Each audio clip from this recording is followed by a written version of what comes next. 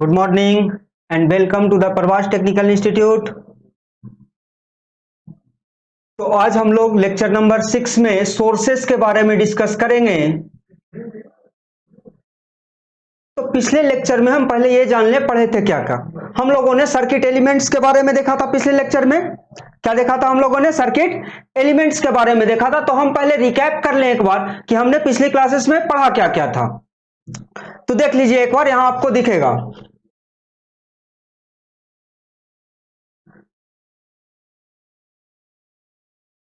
देखिए हम लोगों ने पिछली क्लास में जो लेक्चर 5 था उसमें क्या क्या पढ़ा था। यहां पे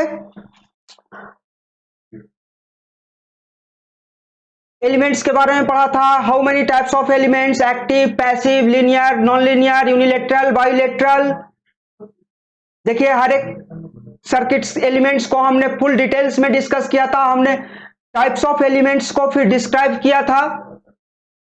and then now tomorrow we will start with the source. Okay, तो हमने सोर्सेस को देखिए यहां नेक्स्ट स्लाइड में, यहां देखिएगा स्लाइड के पास।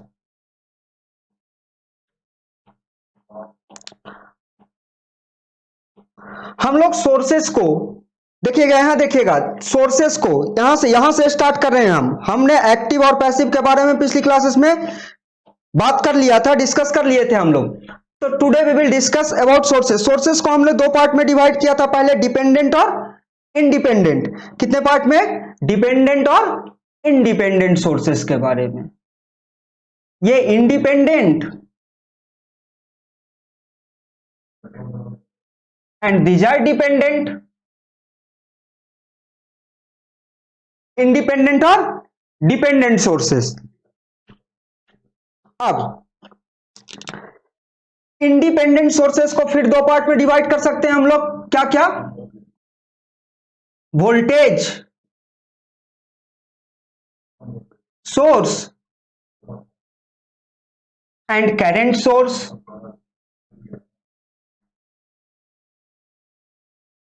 Voltage source and current source.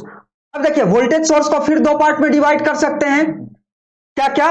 Ideal and practical. Similarly, current source can be also divided in two parts, ideal as well as practical. And dependent sources are divided into four parts. कौन कौन सा part? पिछली class में हम लोगों ने discuss किया था। क्या क्या? Voltage controlled voltage source, voltage controlled current source,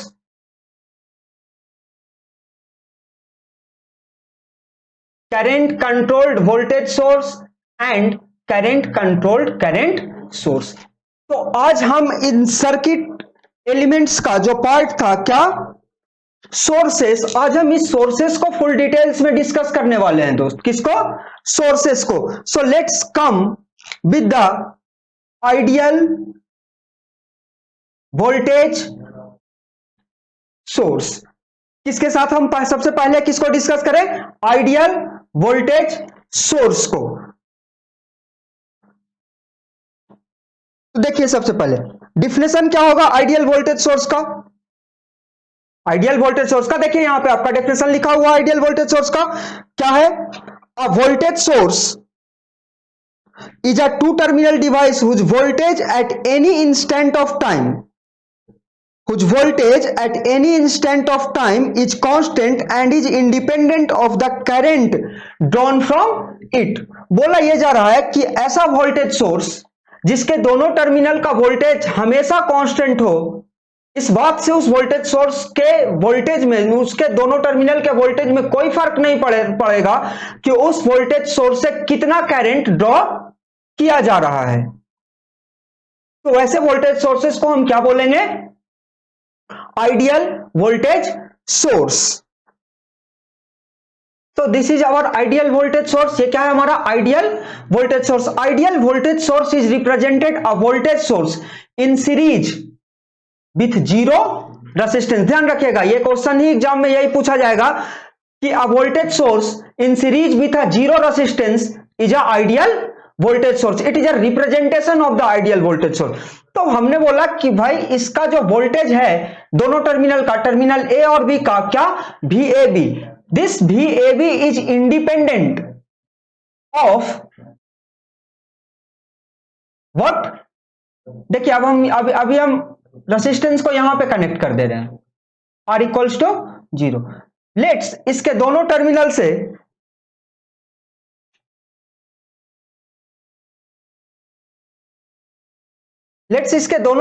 से terminal A and terminal B से एक लोड रेसिस्टेंस कनेक्टेड है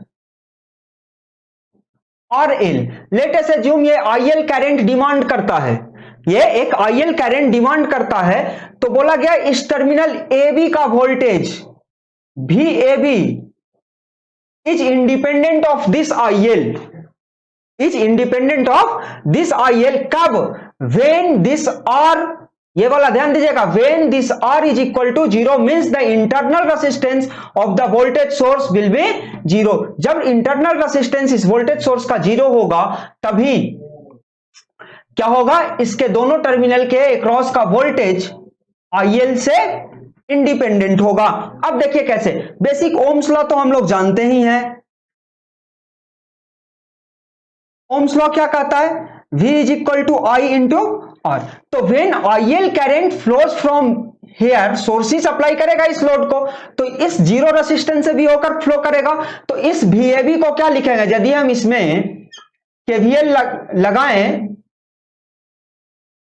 आता है, बेसिक्स आप लोग पढ़े होंगे कॉलेज में, तो देखिए KVL यदि लगाइएगा तो क्या लिखिएगा, VAB is equal to V minus, हम फुल डिटेल्स में बताएंगे कैसे लिखते हैं इसको, लेकिन अभी आप देख सकते हैं V माइनस इसके क्रॉस का ड्रॉप क्या, IL into R, IL into small r, यही होगा। अब देखिए चूंकि R की वैल्यू 0 है, so what, VAB is equal to what, V हो गया कांस्टेंट। VAB किसके बराबर, V के बराबर हो गया। अब देखिए इसको हम लोग ग्राफिकली भी रिप्रेजेंट करते हैं, कैसे ग्राफिकली रिप्रेजेंट करें, देखिए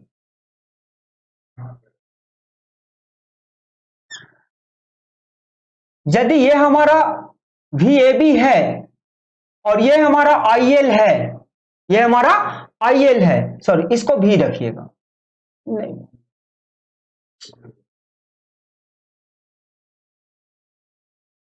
then whatever be the load current, this VAB is constant, और किसके बराबर, V के बराबर।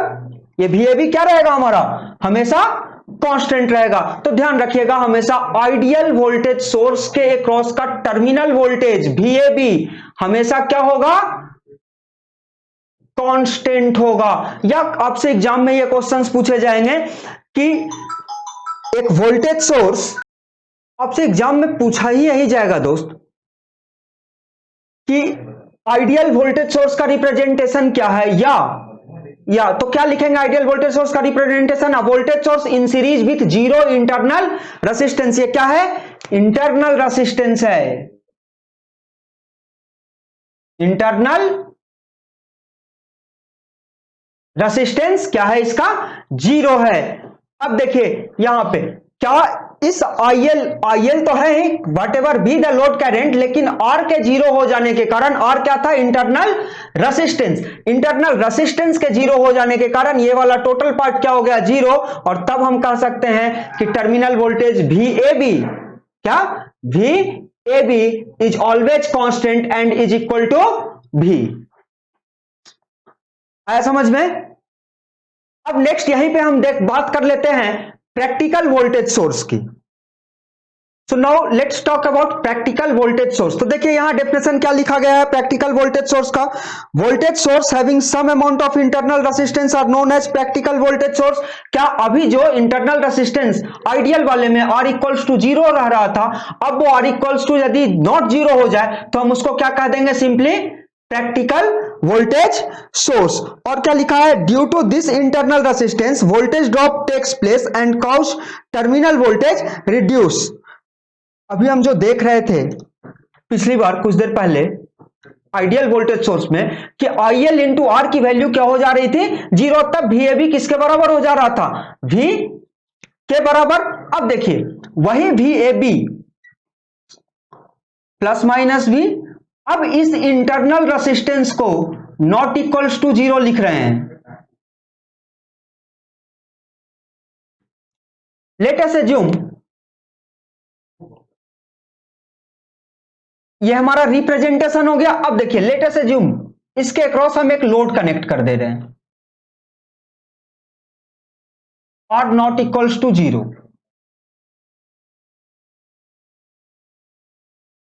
ए बी, इसके अक्रॉस का वोल्टेज भी A B. Let us assume एक लोड रेसिस्टेंस कनेक्टेड है इससे। क्या कनेक्टेड है दोस्त? Load resistance. ये लोड रेसिस्टेंस अब भी आईएल करंट डिमांड कर रहा है इससे। कितना करंट डिमांड कर रहा है? आईएल करंट डिमांड कर रहा है। Now let's write a KVL equation here, इस लूप में। अब देखिए क्या लिखेंगे, V A B is equal to V minus I L into R. अब देखो दोस्त क्या होगा, अब तो आर जो है ये इंटरनल रेसिस्टेंस, देखिए जिसको हमने सर्कल किया, राउंड किया है, ये इंटरनल रेसिस्टेंस है। क्या है? देखिए यहां पे हम लिख दे रहे हैं ऊपर करके इस तरफ, इंटरनल रेसिस्टेंस।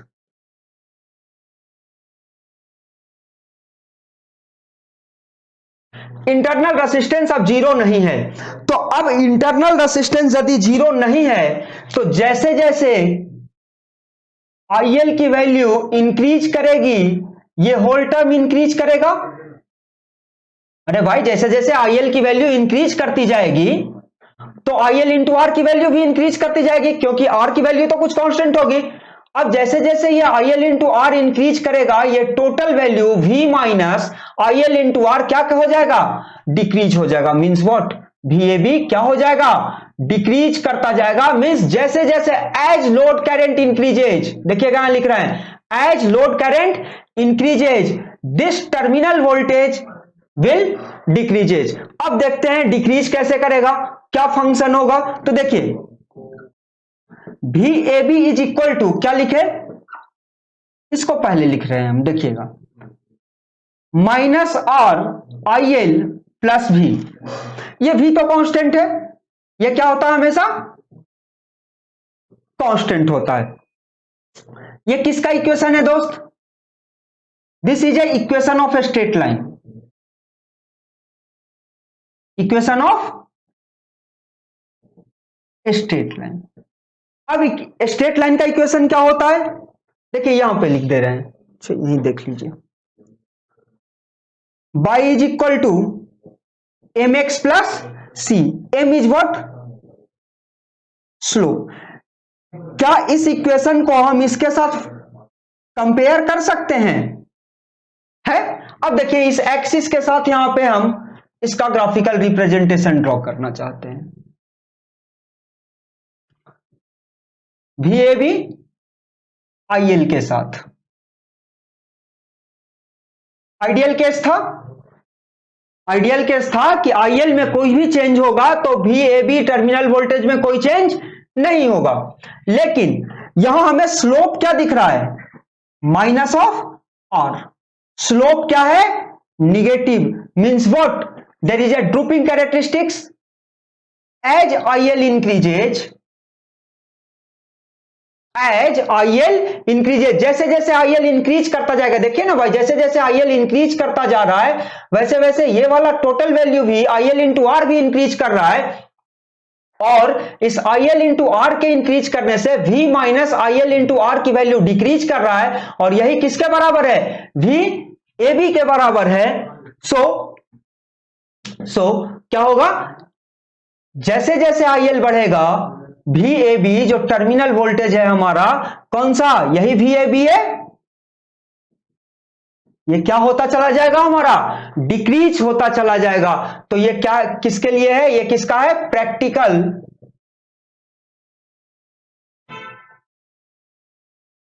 Voltage source. और ये किसके लिए? आइडियल के लिए। तो जो स्ट्रेट लाइन होगा जिसका टर्मिनल वोल्टेज लोड करंट के साथ चेंज नहीं होगा, लोड करंट से क्या होगा, इंडिपेंडेंट होगा, लोड करंट से इंडिपेंडेंट होगा, उसको क्या बोलेंगे, आइडियल। और जो इसका वोल्टेज, जिसका टर्मिनल वोल्टेज लोड करंट का क्या होगा, लोड करंट पे डिपेंड होगा, मींस जैसे जैसे लोड करंट चेंज होगा, यदि इंक्रीज करेगा तो वोल्टेज डिक्रीज करेगा, और यदि करंट डिक्रीज करेगा तो वोल्टेज इंक्रीज करेगा, तो वो उसको क्या बोलेंगे हम, प्रैक्टिकल वोल्टेज सोर्स। अब आपसे एग्जाम में क्वेश्चन ज्यादातर रिप्रेजेंटेशन के बारे में यहां से पूछा जाता है, कभी कभी इस फॉर्मूले से एक न्यूमेरिकल भी पूछा जाता है, एक छोटा सा एक न्यूमेरिकल पूछा जाता है इसी फॉर्मूले के यूज करके। ये जो हमने ये लिखा है, देखिए घेर ले हम इसको डब्बे में, जिसको हमने बंद किया, VAB is equal to V minus IL into R, इसी से एक न्यूमेरिकल पूछा जाता और आपको एग्जाम में ये वाला ग्राफ दे दिया जाएगा। So when we will discuss the questions, when we will discuss the questions of basic KVL KCL, तो हम वहां पे इसको आपके लिए डिस्कस कर लेंगे कि किस तरह से क्वेश्चंस पूछे जाते हैं। और एक थ्योरेटिकल क्वेश्चन बनता है, थ्योरेटिकल क्वेश्चन क्या बनता है कि what is the representation of practical voltage source. Practical voltage source का रिप्रेजेंटेशन क्या होगा, क्या होगा प्रैक्टिकल वोल्टेज सोर्स का representation, voltage source in series with some internal resistance. अब देखिए यहां एक कंफ्यूजन होती है लोगों के पास कि R नॉट इक्वल्स टू 0, ये स्मॉल वैल्यू को डिफाइन करता है, और यदि कहीं लिखा होगा R not equal to infinite, means ये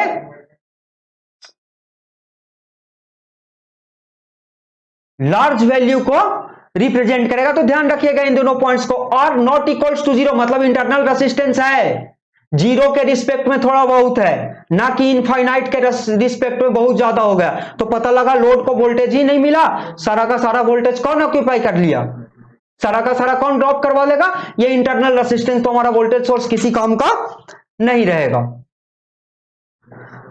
सो now next we will talking about ideal current source. आया समझ में सबको वोल्टेज सोर्स के बारे में। अब हम आगे चलते हैं, आइडियल करंट सोर्स को देखते हैं। Now talk about the ideal current source. अब देखिए यहां डिफिनेशन लिखा हुआ है आपका आइडियल करंट सोर्स का, यहां ध्यान दीजिएगा आप पहले। An ideal current source is a two-terminal circuit element which supplies the same current to any load resistance connected across its terminals। बोला ये जो टर्मिनल्स है दोनों, terminal A and terminal B, क्या इस लोड इस आइडियल करंट सोर्स से connected, इसके अक्रॉस कोई भी लोड रेसिस्टेंस कनेक्ट कर दिया जाएगा, तो whatever be the value of these load resistances, whatever be the values of these load resistances, इस लोड रेसिस्टेंस का कोई भी वैल्यू होगा, उससे इस करंट सप्लाई पे कोई इफेक्ट नहीं पड़ेगा। आगे देखिएगा, it is important to keep in mind that the current supply by the current source is independent of the voltage of the source terminal. And the last point is it has infinite resistance connected in parallel। ध्यान रखिएगा इस बात का। अब देखिए बोला गया कि यदि इससे किसी लोड रेसिस्टेंस को कनेक्ट कर दिया जाए, RL, किसी लोड रेसिस्टेंस को कनेक्ट कर दें, इनफाइनाइट रेसिस्टेंस का मतलब क्या होता है दोस्त, आगे हम पढ़ेंगे what is the meaning of infinite. R किसके बराबर है, इनफाइनाइट का। इसका मतलब होता है ओपन सर्किट, इसका मतलब होता है ओपन सर्किट। तो दोस्त जब ये सर्किट ही ओपन है, जब ये सर्किट ही ओपन है, देन क्या इससे होकर कोई करंट फ्लो करेगा। लेट ये IL डिमांड कर रहा और यहां का करंट क्या है, 0, I of small r is equal to 0, यहां कोई करंट नहीं फ्लो करेगा, then IL is equal to what, I। अब इसके अक्रॉस का वोल्टेज चाहे जो भी हो, VAB कुछ भी हो, VAB कुछ भी हो, ये यदि ओपन सर्किट है तो यहां करंट नहीं फ्लो करेगा, and the total current will flow through this load resistance. तो देखिए इसका हम ग्राफिकल रिप्रेजेंटेशन कैसे दें। हमें क्या देखना है दोस्त? करंट, करंट देखना है। अब देखिए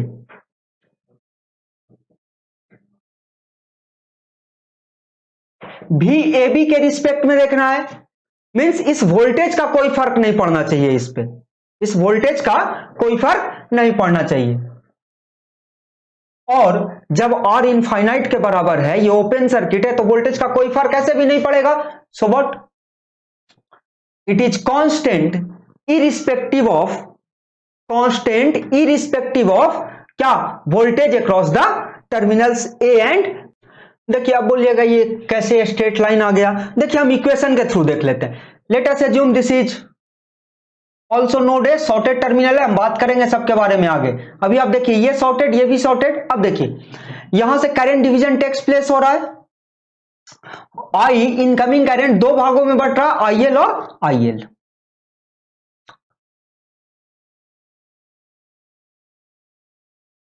एक्चुअली हम IL को रिप्रेजेंट करें पहले। IL is equal to I minus IR। देखिए I तो कांस्टेंट है, तो IL is equal to I minus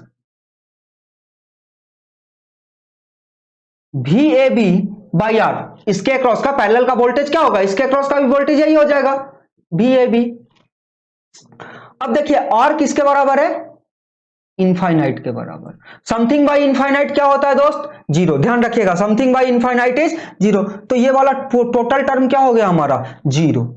so what, IL is equal to I। IL is equal to I means what? Constant. The graph is constant irrespective of voltage across the terminals A and B। अब exam में आपसे ज्यादातर क्या पूछा जाएगा? Theoretical questions में यही पूछा जाएगा कि practical current source is represented कैसे? A practical current source is represented as a current source, as a current source in parallel with the infinite resistance. यहां देखिए ये जो फिगर दिख रहा है आपको यहां पे भी हम दिखा दे रहे हैं, उसमें एक्चुअली कनेक्टेड नहीं है। एक पैरेलल रेजिस्टेंस कनेक्टेड होगा इसके टर्मिनल के अक्रॉस, और इसका रेजिस्टेंस किसके बराबर होगा? इनफाइनाइट के बराबर। तब हम उसको क्या बोलेंगे? Ideal current source. क्या बोलेंगे? Ideal current source. Now comes to the next one, practical current source. Now comes to the practical current source. अब देखिए practical current source is represented as, practical current source is represented as a current source in parallel with resistance, and the resistance is not infinite। not infinite का मतलब क्या? अभी हमने आपको बताया था, और not equals to infinite मतलब large value। मतलब रेसिस्टेंस की वैल्यू क्या है? बहुत ज्यादा। यदि रेसिस्टेंस की वैल्यू कम होगी तो पता लगा टर्मिनल इन ए और बी टर्मिनल से जो लोड कनेक्टेड होगा दोस्त, किससे? टर्मिनल ए और बी से जो लोड कनेक्टेड होगा, उस लोड से करंट फ्लो होने के बजाय इस आर से फ्लो होने लग जाएगा। तो हमें, हमारा पर्पस क्या था इसको बनाने का, करंट सोर्स को, कि ये लोड को सप्लाई करे, तो पता लगा ये इंटरनल रेजिस्टेंस को सप्लाई करने लग गया। तो देखिए इसमें यदि हम इसके साथ एक लोड रेजिस्टेंस कनेक्ट कर दें और ये load resistance IL current demand kरेगा, और इसके क्रॉस का वोल्टेज यदि VAB है, देन यदि हम यहां इक्वेशन लिखना चाहें किसका? लोड करंट का, IL is equal to I minus, यदि इससे होकर कहें कि IR करंट फ्लो कर रहा है, अब तो IR जीरो होगा नहीं क्योंकि यहां कुछ ना कुछ रेजिस्टेंस है। सो IR, और इसको किसके बराबर लिखे? I माइनस IR को किसके बराबर? VAB divided by small r के बराबर। अब स्मॉल r की वैल्यू बहुत ज्यादा है दोस्त, लार्ज वैल्यू का है। देखिएगा यहां नॉट इक्वल्स टू इनफाइनाइट और नॉट इक्वल्स टू जीरो में डिफरेंस होता है। नॉट इक्वल्स टू जीरो मतलब स्मॉल वैल्यू, और नॉट इक्वल टू इनफाइनाइट मतलब लार्ज वैल्यू। अब देखिए अब हमारा इक्वेशन हो गया IL is equal to I minus VAB divided by R की वैल्यू तो अप्रोक्सीमेट कांस्टेंट रहने वाली है मेरे दोस्त, लेकिन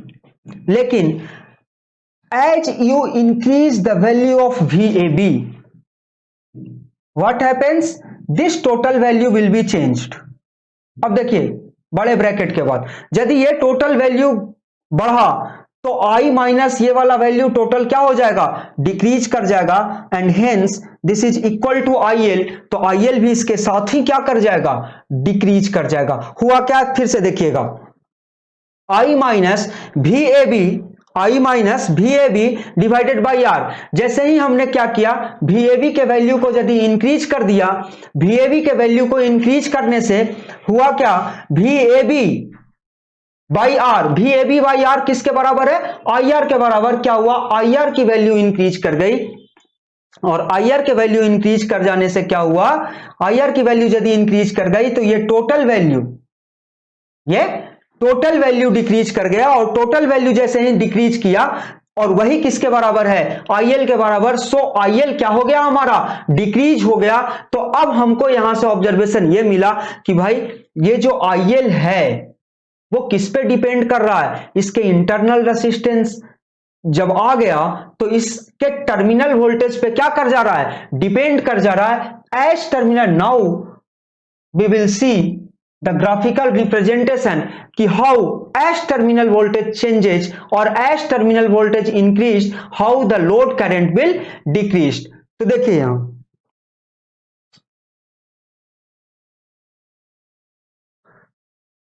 लेट अस अज्यूम ये हमारा I है,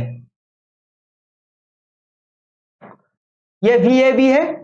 अब ये हम आइडियल वाला केस ड्रॉ कर दे रहे हैं। ये स्ट्रेट लाइन किसका है, आइडियल का। अब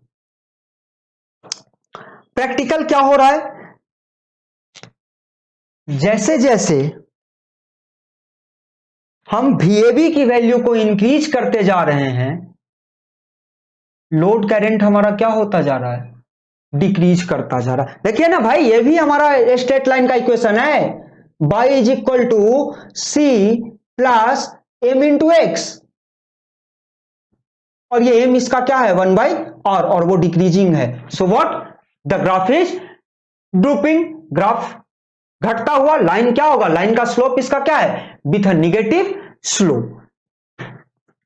आया प्रैक्टिकल करंट सोर्स समझ में। तो प्रैक्टिकल करंट सोर्स से जनरली क्वेश्चंस आपसे ये पूछा जाएगा कि how a practical current source is represented. A practical current source is represented by a current source in parallel with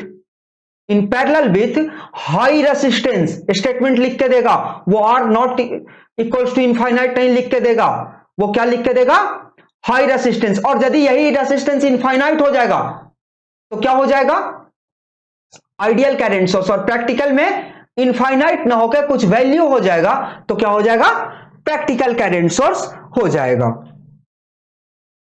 Now we will come to the next topic, dependent और controlled sources.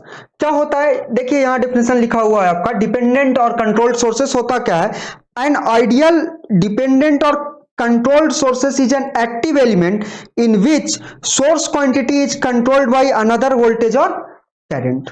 बोला ये वैसा source है, ये एक वैसा source है जो सर्किट के किसी और वोल्टेज या करंट के द्वारा क्या होगा, कंट्रोल्ड होगा। उसको हम क्या बोलेंगे, डिपेंडेंट और कंट्रोल्ड सोर्सेस। नीचे लिखा है dependent sources are usually designed by diamond shaped symbol. देखिए ये डायमंड शेप्ड सिंबल है, ये डिपेंडेंट वोल्टेज सोर्स है और ये डिपेंडेंट करंट सोर्स है। अभी हम लोग डिस्कस करेंगे नेक्स्ट कि कितने टाइप के कंट्रोल्ड सोर्सेस होते हैं, लेकिन पहले हम ये समझ लें, लेट अस अज्यूम हमारे पास एक सर्किट एलिमेंट है भी, सर्किट एलिमेंट ना कहें, सर्किट ही बोले, सर्किट हम ले रहे हैं। Late us assume this is R1, this is R2, this is R3, and with this R3 current source को अभी हमने बताया कैसा रिप्रेजेंट करते हैं, डायमंड शेप से। तो देखिए यहां हमें करंट सोर्स को इस डायमंड शेप से रिप्रेजेंट कर दे रहे हैं, ठीक।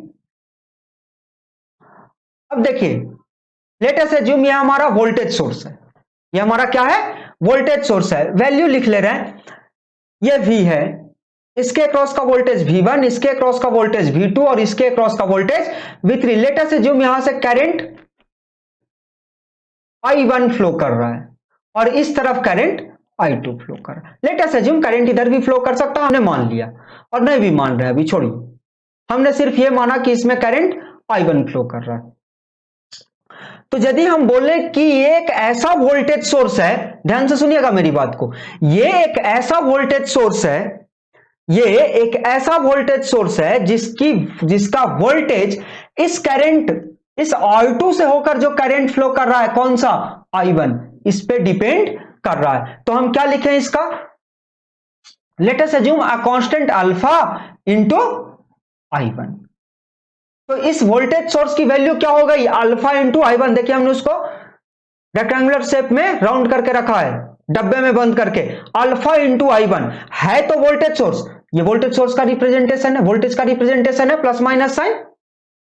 यदि ऐसा होता, अभी हमने दिखाया कि ये करंट सोर्स का रिप्रेजेंटेशन है, तो ये कैसा करंट सोर्स है तो सॉरी, ये कैसा वोल्टेज सोर्स है तो वोल्टेज सोर्स, लेकिन इसकी वैल्यू इस R2 से होकर फ्लो करने वाली करंट पे डिपेंड कर रही है। या यूं कहें कि R2 से होकर फ्लो करने वाला करंट इस वोल्टेज सोर्स को क्या करेगा, कंट्रोल्ड करेगा। As this I1 varies, this voltage source values will be varies. तो अब देखिए alpha I1 is a voltage source, इसका वैल्यू वोल्ट होगा, क्या होगा, वोल्ट। कंफ्यूज मत होइएगा, alpha into I1, alpha is a constant, alpha is a constant. तो किसी भी सर्किट के एक्टिव एलिमेंट का, और कहीं सर्किट में लिख के नहीं देगा कि वो डिपेंडेंट सोर्स है, आपको इस डायमंड शेप से उसको आइडेंटिफाई करना है कि यदि कोई सोर्स दिखाया गया है डायमंड शेप में, किसमें, डायमंड शेप में, then you will understand this is a dependent source. तो डिपेंडेंट सोर्स का डिफिनेशन क्या बोला, कि ऐसा सोर्स जिसकी वैल्यू, वो करंट सोर्स भी हो सकता है, वो वोल्टेज सोर्स भी हो सकता है, सर्किट के किसी और एलिमेंट के वोल्टेज और करंट पे क्या कर रहा होगा, डिपेंड कर रहा होगा, उसको क्या बोलते हैं, डिपेंडेंट सोर्सेस। और अभी हमने बताया इसका रिप्रेजेंटेशन कैसा है, डायमंड शेप्ड है। Now come to the next point. Now see here, हमने क्या लिखा हुआ, there are 4 types of dependent sources. कितने टाइप्स का, 4 टाइप्स का। अब देखिए हम एक एक करके सबको डिस्कस कर दे रहे हैं। फर्स्ट देखिएगा, फर्स्ट में क्या लिखा होगा तो पढ़िएगा, voltage controlled voltage source, voltage controlled voltage source. बोला वैसा सोर्स, इसको शॉर्ट में क्या लिखेंगे, देखिएगा VCVS, शॉर्ट में क्या लिखे इसको, VCVS, voltage controlled voltage source. देखिए डायमंड शेप से रिप्रेजेंट करेंगे इसको, डायमंड शेप से रिप्रेजेंट किया। अब देखिए पहले आइडेंटिफाई आपको यह करना होगा नाम से कि है क्या ये वोल्टेज सोर्स है या करंट सोर्स है। तो देखिए इसका आइडेंटिफिकेशन हम यहां से करेंगे, क्या लिखा गया, वोल्टेज कंट्रोल्ड। कंट्रोल्ड इसको कौन करेगा, वोल्टेज कंट्रोल करेगा, सर्किट के किसी ब्रांच का या किसी एलिमेंट के अक्रॉस का वोल्टेज के द्वारा ये सोर्स कंट्रोल्ड होगा, और ये है कौन सा, वोल्टेज कंट्रोल्ड वोल्टेज सोर्स। तो वोल्टेज सोर्स को कैसे रिप्रेजेंट करेंगे, प्लस माइनस साइन से।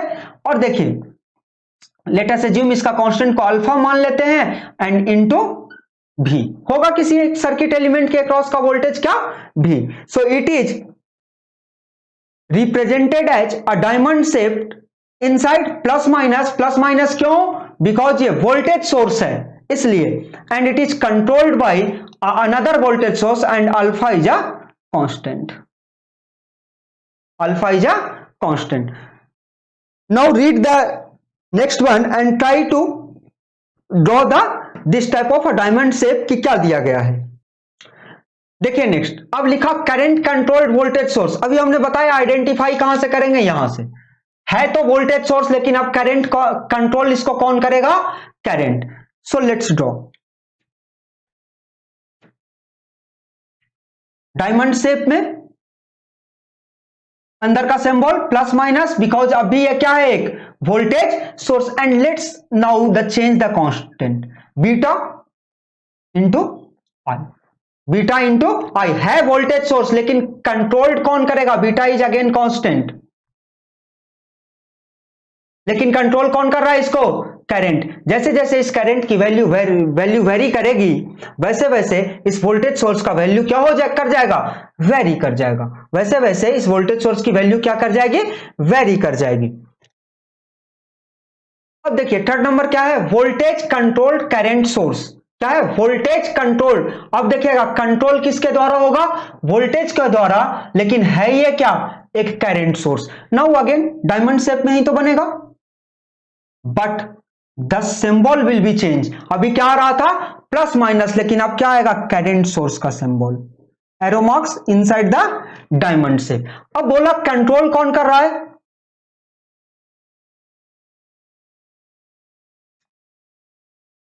Late us assume A is the constant. ये क्या है, constant and controlled by voltage. तो अब देखिए है ये करंट सोर्स, क्या है, करंट सोर्स, एरो मार्क्स है inside, so it is a current source, but it is controlled bye a voltage source, it is controlled bye a voltage source. ठीक, next one, next देखिएगा और draw करने की कोशिश कीजिए आप लोग, करंट कंट्रोल्ड करंट सोर्स। तो देखो दोस्त, है तो अब भी ये करंट सोर्स ही, करंट कंट्रोल्ड करंट सोर्स तो है ये अब भी करंट सोर्स, लेकिन अब कंट्रोलिंग किसके पास चला गया, करंट के पास। इससे पहले कंट्रोलिंग किसके पास थी, वोल्टेज के पास, अब कंट्रोलिंग किसके पास चला गया, करंट के पास।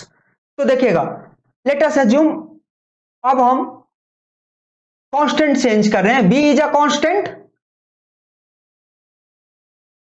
And controlled by I, a current source controlled by current, current source controlled by current. जहां कहीं भी सर्किट में इस तरह के डायमंड शेप का सिंबल मिलेगा, you will immediately understand there is a dependent source connected in the circuit.